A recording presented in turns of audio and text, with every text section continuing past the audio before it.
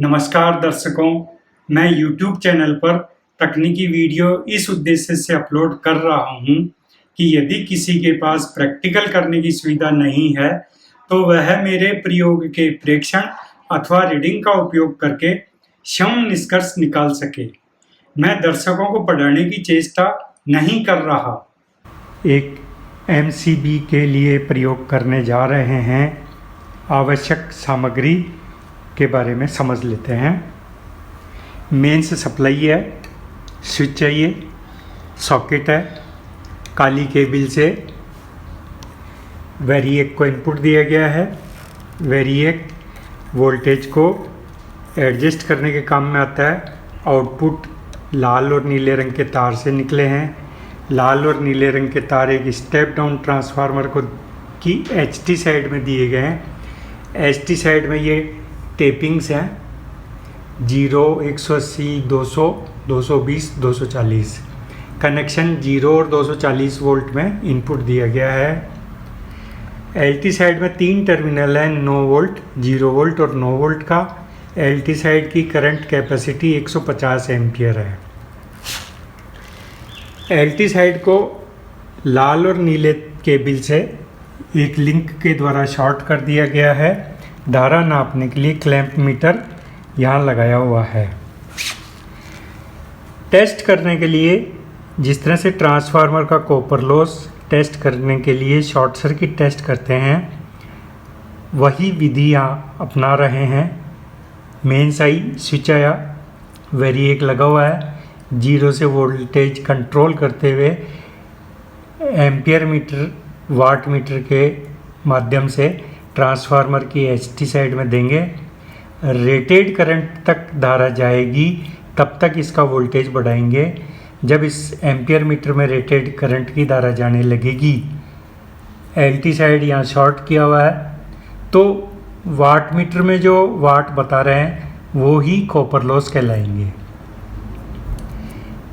Same इसी विधि को हम MCB के लिए प्रयोग करेंगे। वाट मीटर और एम्पियर मीटर नहीं लगाया हुआ। शॉर्ट लिंक की जगह MCB लगाएंगे और यहाँ क्लैंप मीटर लगा देंगे जो इस जगह लगा हुआ है। अब इस वेरिएक का रोल देख लेते हैं। स्विच चालू किया, धारा जारी है। क्लॉकवाइज करते हैं, धारा बढ़ती है, और क्लॉकवाइज करते हैं तो धारा बढ़ती है। एंटी क्लॉक करते हैं, धारा कम होती है।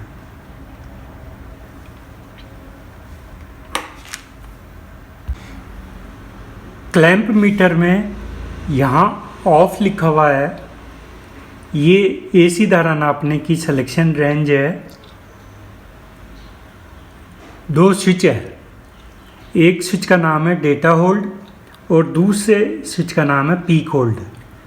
यह पीक होल्ड का बटन इस तरह से प्रयोग होता है, डेटा होल्ड का बटन इस तरह से प्रयोग होता है। डेटा होल्ड जब कर देंगे तो इस रीडिंग में कोई परिवर्तन संभव नहीं है, जबकि पीक होल्ड का बटन जब दबाते हैं तो जो भी मैक्सिमम धारा प्रवाहित होगी उसको ये रिकॉर्ड कर लेगा। देख लेते हैं। क्लैंप मीटर यहाँ लगाया, स्विच चालू करते हैं, डेटा होल्ड को रिलीज कर देते हैं। 7.5 एम्पियर बता रहा है। ये डेटा होल्ड का बटन दबा के जब इसको हटाते हैं तो यहाँ रीडिंग आप देख पा रहे हैं। डेटा होल्ड का बटन को जब रिलीज कर देते हैं तो ये 0 हो गया।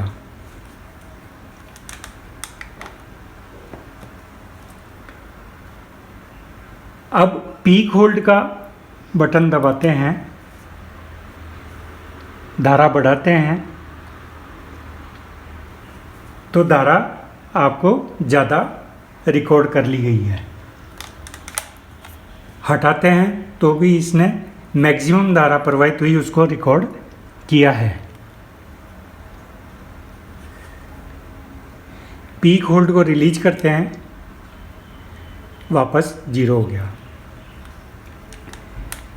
डेटा होल्ड और पीक होल्ड में अंतर यही है कि डेटा होल्ड में जो रीडिंग जिस वक्त थी उसी को होल्ड करता है, जबकि पीक होल्ड में जो भी मैक्सिमम रीडिंग इसमें से प्रवाहित होगी उसे ये होल्ड करेगा। जब क्लैंप मीटर से धारा नापते हैं तो केवल एक ही केबल की धारा नापनी चाहिए। यदि आने वाली धारा और जाने वाली धारा दोनों का करंट नापेंगे तो ये 0 हो जाएगा। अतः या तो केवल जाने वाली धारा का करंट नापें या केवल आने वाली धारा का करंट नापें।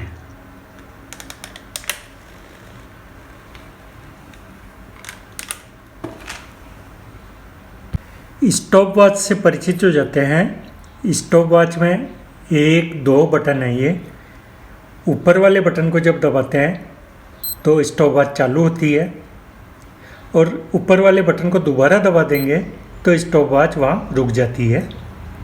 नीचे वाले बटन को दबाने से रीसेट होता है।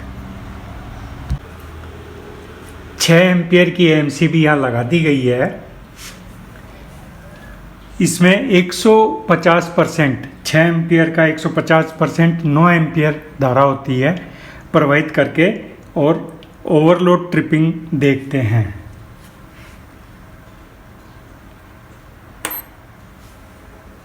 धारा प्रवाहित हो रही है, स्टॉप वॉच चालू हो गई।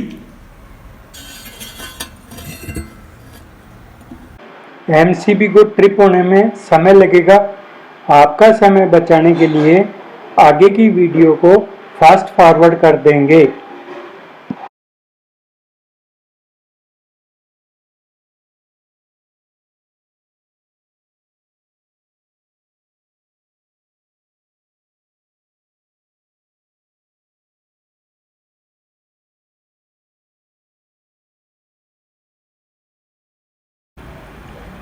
अब वीडियो नॉर्मल स्पीड पे आ गई है।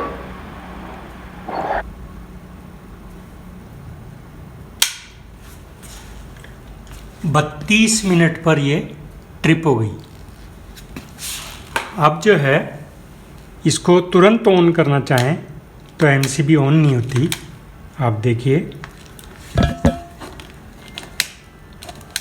कारण इसकी बाईमेटल जो है ना वो गर्म होके बैंड हो गई, मुड़ गई है।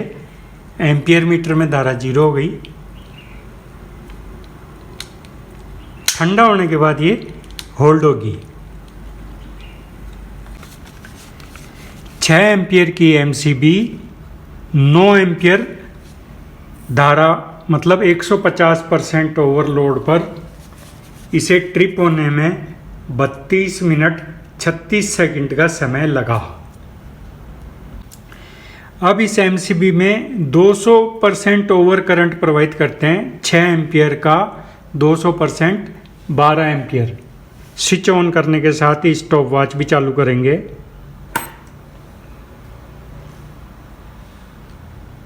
यहाँ धारा प्रवाहित हो रही है, स्टॉप वॉच चालू हो गई है।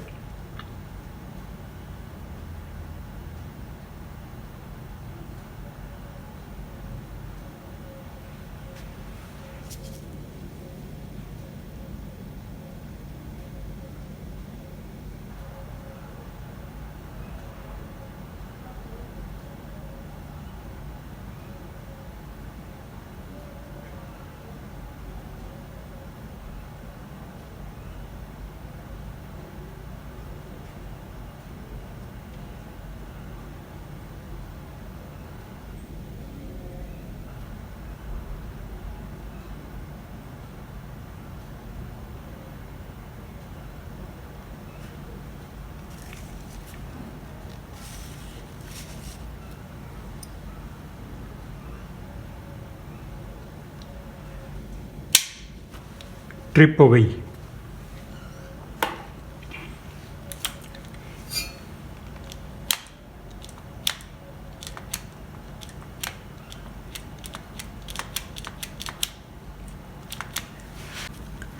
छः एम्पियर की एमसीबी को 200% ओवर करंट 12 एम्पियर धारा प्रवाहित करने पर इसे ट्रिप होने में 1 मिनट 3 सेकंड का समय लगा।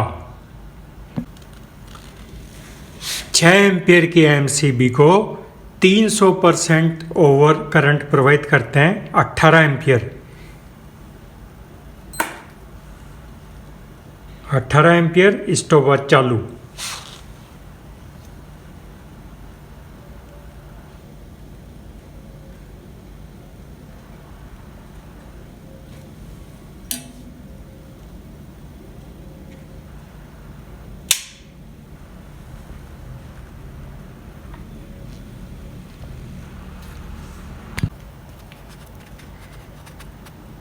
छः एम्पियर की MCB 300% over current 18 ampere per 19 second में ट्रिप हुई।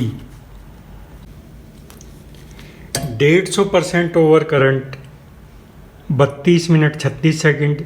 200% over current 1 minute 3 second. 300% over current 19 second trip होने में लगे।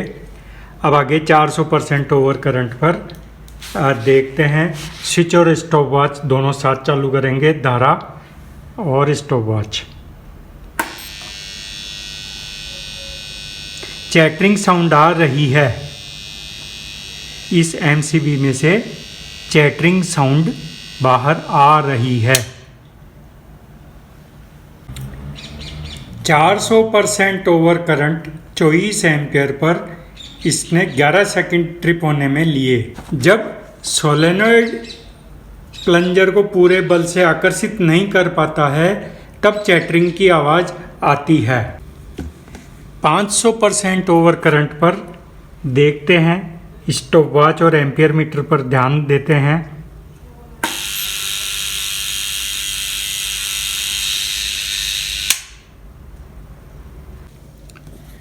%, 30 एम्पियर की धारा प्रवाहित करने पर 5 सेकंड में ट्रिप हुई। चैटरिंग की साउंड प्लंजर से आ रही थी, अर्थात अभी भी पूर्ण बल से आकर्षित नहीं कर पाया। 600% ओवर करंट पे देखते हैं। पीक होल्ड का बटन दबा देते हैं। अधिक से अधिकतम जो भी धारा प्रवाहित होगी वो मीटर में रिकॉर्ड होके होल्ड हो जाएगी। स्विच ऑन करते हैं, तुरंत ट्रिप हो गया। 34.6 एम्पियर की धारा इसमें से प्रवाहित हुई थी। रीडिंग होल्ड हुई है पीक होल्ड के कारण। ये पीक होल्ड का बटन है। 0। एक बार पुनः देखते हैं। ऑन। 36.2 एम्पियर। 600% ओवर करंट पर इंस्टेंट ट्रिप हुआ। मैग्नेटिक प्रोटेक्शन प्राप्त हुआ। धारा 2 बार नापी हमने।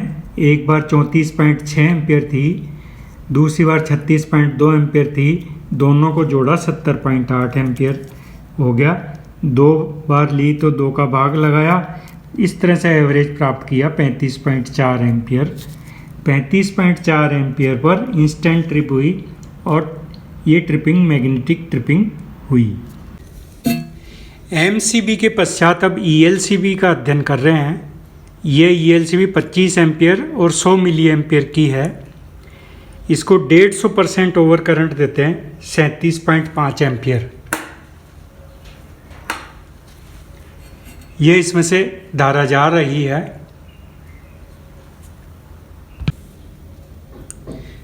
200% धारा 50 एम्पियर प्रवाहित करके देखते हैं।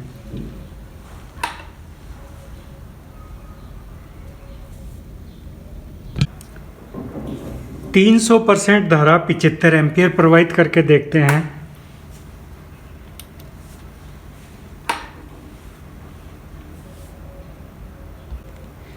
400% धारा 100 एम्पियर प्रवाहित करके देखते हैं।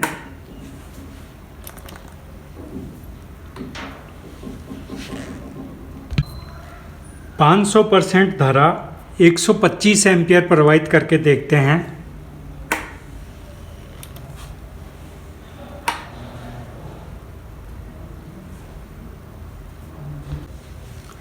छः 100% की धारा 150 एम्पियर प्रवाहित करके देखते हैं।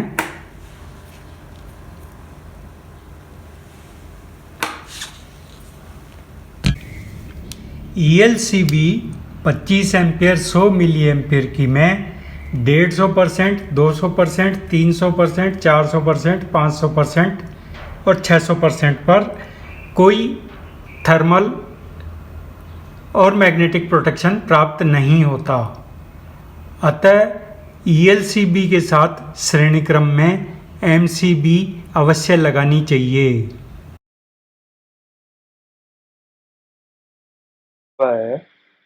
ELCB या RCCB should be protected against overload and short circuit by using backup MCB और fuse as per table below.